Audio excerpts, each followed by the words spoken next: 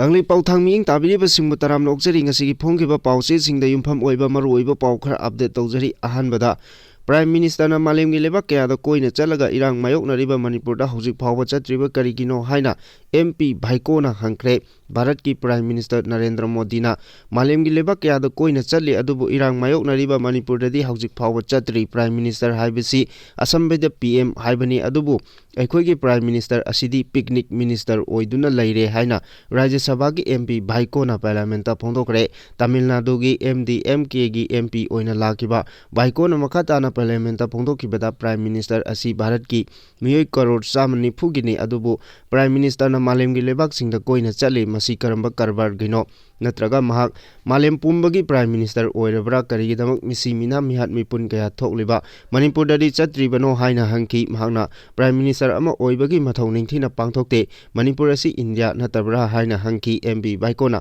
Manipur asi India natabra haina hangkiba wafam adu unparliamentary oi maram aduna house ki proceeding da record tawroi haina speaker gi mafamda famduna chair loriba deputy chairman Haris Basna haiki aduga PM Bhaikona ngapigani MP Bhaikona unparliamentary haibasi karino PM gi thongna wafam asi phongdolakpani haiba house ta thamki makha tarakpa update general community maiteina minority oina leiriba singbu hiram khudingda manaba thakta pukatpa tangai fadaba lei khali haina MFO na phondokre lamdam asigi yelongmi singi manung channa lamdam asibu ngaklaga lakleba maitei pangan Islam lining laison chatpa haina khangnariba asisu laiminariba tongan ba phurup kangluptagi tadana matamgi manunggi sapubu oiro mapangi sapubu oiro lamdam asigi saktam asida sectorial oiba tangkak kaya lakkiba laikre hiram khudingmakta saruk yaraga lakli haina Manipur Federation Organization Headquarter New Chekon Imphal East ki President Boboy Kori Mayumna khuyek piduna press ta thadorokpa chirol amana hairi chirol asina makhata na hai aikhoigi matamdugi ipa ipu singna lamdam asigi damak kathok lambagi liklam kaidana ngasi fawba madugi thawna adu ngasi ki mirol nasu thabak oina tawraga lakli history gi account kayada Manipur da thawdok kaya ama laikre haibasi aikhoi amata oina yanarabo wafamni lamdam asigi thawdok khudingda Islam lining chatpa maitei pangalsu lamdam asigi tamak ipa ipu ima ibel singna tangkak kayada ngaklaga lakhi haibasi ngasigi lamdam asigi historian kayana hena khanglaba wafam amani hairi cherol asina makhata na hai maram aduna ngasi general community maiteina minority oina leiriba singbu hiram khudingda manaba thakta pukatpa tangai fadaba lei khali masida taraina loba chumloi masina maram oiraga magi phuruptabu chakwalagadi haiba romda onsin khiba thoklabadi masigi daita kanana pugani masisu fajaroi adubu lamdam asigi yelongmi sing aikhoi masel nungsinariba makhai aikhoi masel gi haiba apunba Manipur gi wakhalonda thabak tawrabadi aikhoi masel nungsinaba hengalakani thajai hairi amaromda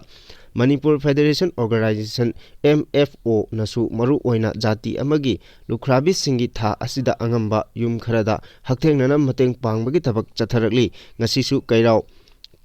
komidokta leiba lukhrabi singi imung kharada Ramadan gi manung channa sel amadi imung gi chana thaknaba polam sing tengmangkhre Ramadan asigi matik magundagi lamdam asi mara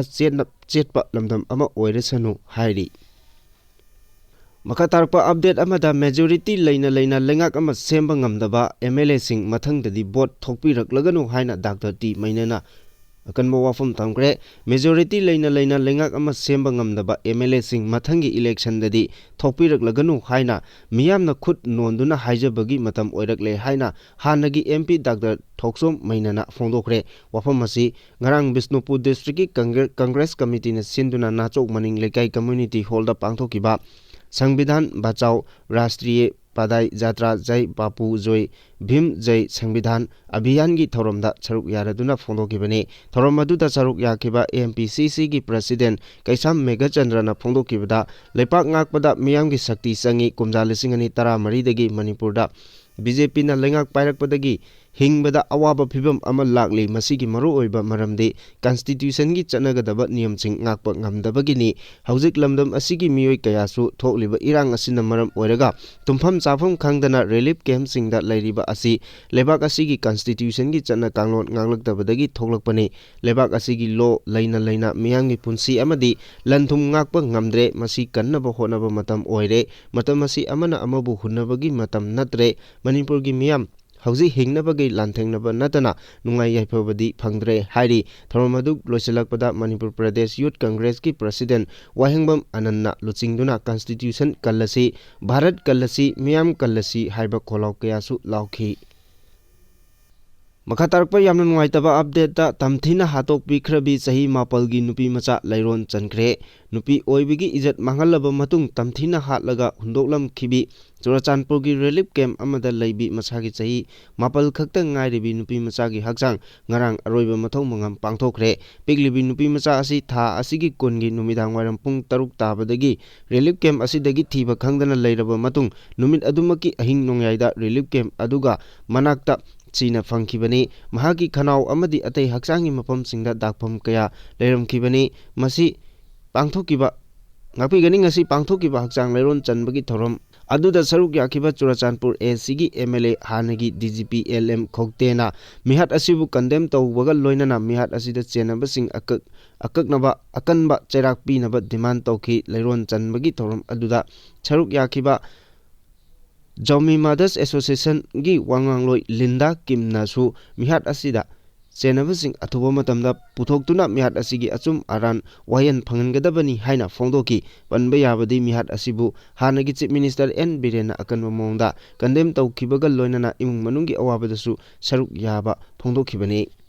Makatarakpa pauda Manipur si law and order leitaba churan thabana kulingba lebaka pangkhak oire haibada haiman mathokloi haina lupsingna phongdokre Kachampat lemajam lekaidagi luwangthem Mukesh langla langjin numit 10 phelaba phawba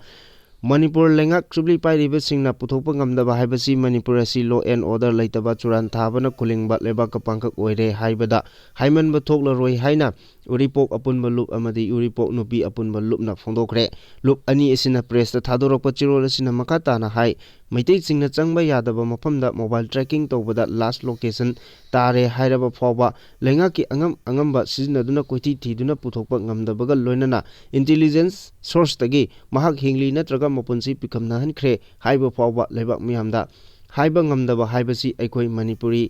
Maru oina maitai phurup asi Bharat ki karamba mityengda yengli haibasi wahang hangningai oire miyamgi punsi lanthum ngak senba haibasi paliba lengak adugi mathawni amadi miyambu khuyatu sitna lehanba haibasi su paliba lengak adugi tangai fadaba mathawni hairi uripok apunma lup amadi uripok nupi apunma lupna hauzik phawba thiba khangdana leiriba Mukesh ki matangda Manipur gi governor gi puning chingsilladuna uluwangthem Mukesh ki langla langjin puthokpiduna apokpi mamagi awamasa khanglibasi amuktangdi kokhanbiyu loina Manipur asi law chatnaba lamdamni haibadu khudam changdam oiba yaba akanba action utpiyu joint action committee na changchilakpa democratic oiba khongjang punamakta uripok apunba lup amadi uripok apunba nupi lupna saruk yagani hairi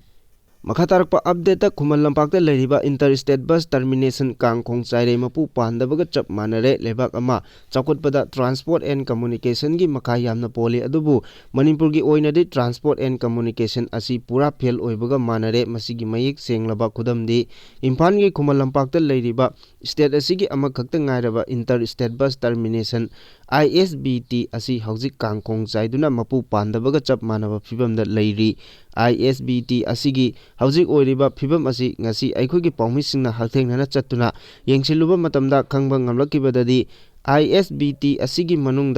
manungi oiriba saruksing Kangkong Chaibagi phibamda leire leikhom lainangna throk lauba mafam kaya yaure masida natana jangalgi mawongda napi singnang kaya haujinduna angakpa phibam amada leiramba thengnaki masina Guwahati amadi Dimapur na singba singdagi bus sing amadi malpuba gari kaya Kumal Lampak bus termination asida changduna gari park tawnaba honabada achauba awaba ama mayoknare hairi aikhogi paumi singna ngarang tongan bus amadi mal puba driver sing unaduna wari chanaba matamda bus termination asida changbagi entry ticket charge asi interstate bus na lupa chama tata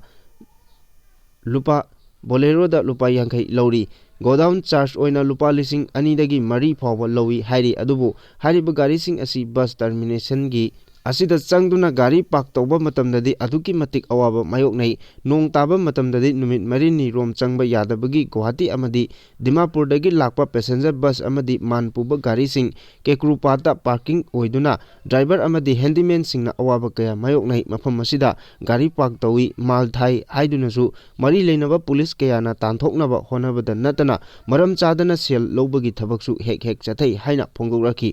driver amana phongdorapagi matung inna Khuman Lampaki bus termination asida mal purakpa gari sing numidangi matamda thunglaba matamda yarek phom leite uful marakta ahing phi tharaga ahing yarek tuna tumi nupa nupi gi khong hampham matik chana leite ising phawba ayamba matamda phangde motpana kham thengle nong tadraba matamdana ISBT manung asi ufulna frong hoduna gari khamba amadi mamai leithok lesin tawbada aduki matik awaba mayoknai gari singdagi entry ticket ki mamal lawriba senpham asi kanada kabage haiba wafam khangdabagum tawi ngasi phawbada semgat sagatpagi thabak amata paikhatana leiba maramna mafam asida thunglaba passenger bus malpuba gari amadi atopa gari singi driver handyman amadi passenger singda yamna chauna awaba mayoknari hairi hojik phawbagi oina Imphal Guwahati passenger service tawriba asi punna bus yankhai romni hairiba bus yankhai rom asi ISBT dagi lamthaba amadi thungpham oiba maramna aduki matik awaba mayoknai hairi Makha tarakpa update KCP PWG gi recruit tawbada chenabani haiba ani fare lona thingkraba lalolup KCP PWG da miyoi kaya recruit tawbada chenabani haiba miyoi ani police na phagatpa ngamle hairi police tagi phangba paw amagi matung ina phagatlaba party asigi kedar ani adudi wangu kairak moirangi House Tampha Kunodagi Masnam Ibungomcha Elias Lakpa Amadi Pukhau Ahlupki Pukhau Laifam Maka Lekaidagi Texam Ibomcha Chahi Nifunithoini Hairi Makoyani Guwahati gi Kamrup Metropolitan District ki manung channa leiba Gorchuk Police Station na konba Gorchuk area dagi faraga Manipur Police ki team amana Imphal da purakibani makoi ani Andhra Police Station da register tawkibaga FIR amaga mari leinana Manipur Police na foreman arrest tawkre hainasu police ki pawasina makhatari amaromda lona thingkraba lalolup asigi kedar ani Manipur Police na pagat pangamle hairi police dagi pangba paw amagi matungina pharba miyoi ani adudi Sarangthem Dinesh sahi kuntaruk amasung Chanasam Malemngan bi chanu sahi kulumdoini makoi anina Imphal West District ki Wangu Police Station na konba Wangwei Lakshmi Bazar area da leiba dukan singdagi logi wangmada senkhai thumkhai taunaba honarambadagi police na phaba ngamkhibani hairi Makha tarakpa atopa update Manipur Sport University saba lusinbagi pandam chahi asigi November 13 ta thamli haina Mansuk Mandhabiana phongokre Manipur da semgaliba National Sport University asi sahi asigi February tha phawbada chada marifu humdoi hena saba losilakle haina Youth Affairs and Sports ki Minister Dr. Mansuk Mandhabiana phongokre wafam asi ngarang parliament ki Lok Sabha mifamda Manipur gi MP Dr. Bimol Akoijamna hanglakiba wahangi paukum piduna mamangda National Sport University asi chemba loinana lisingani kunmari gi December kunmanga da losingani matam thakibani adubu Manipur da thokliba chahi ani sujilaklaba thodok wathok asina maram oiraga University asi loisinbagi pandam asi chaliba chahi asigi November 13 phawbagi manungda losinaba pandam thamli Hojik Manipur da semgaliba National Sport University asi officiating Vice Chancellor amagi makhada Leire atuba matamda regular Vice Chancellor ama hapnaba process tori masigidamakta application kaya ama ministry da fangle Vice Chancellor khananaba central lengangna panel ama search selection committee ama semle university asigi section amadi leigadaba faculty member yathokle faculty section thokibagi matangda professor ama associate professor ani amadi assistant professor nipani masida textual faculty surakle sumnagi associate professor ama wali haina phongdokhi makha tarakpa aroiba pawda numit mangani chumna pangthokadaba sajibu kaithel lisingani kunmanga ngasi city convention da hodokre Dindayal Antivodaya Yojana National Urban Livelihood Mission gi mityeng makhada Manipur Urban Development Agency mudana sinduna Ngarangdagi horoga numit mangani chumna pangthokadaba sajibu kaithel 2025 ngarang city convention da pangthokre thorom aduda principal secretary mahutki RK Dinesh Singh amadi director mahut secretary mudagi ngangom uttam singna athoiba mithunglen sing oina saruk yaki thorom asiga mari leinana director ngangom uttam na pongdokibada sajibu kaithel asi iramdam masida leiriba iche ichal ima ibel singna sajariba pothok sing asi festival season lakpaga mari lainana mela asida yonduna self help group singda makoigi karbar tawbagi mofam ama piduna quality hengat hanbani hainasu phongdoki Manipur gi oina urban local body kuntaret lei kuntaret asida self help group humbudra hena lei amadi ngasidagi hogduna pangtho iba mela asida self help group humbudra hena stall hangi haiki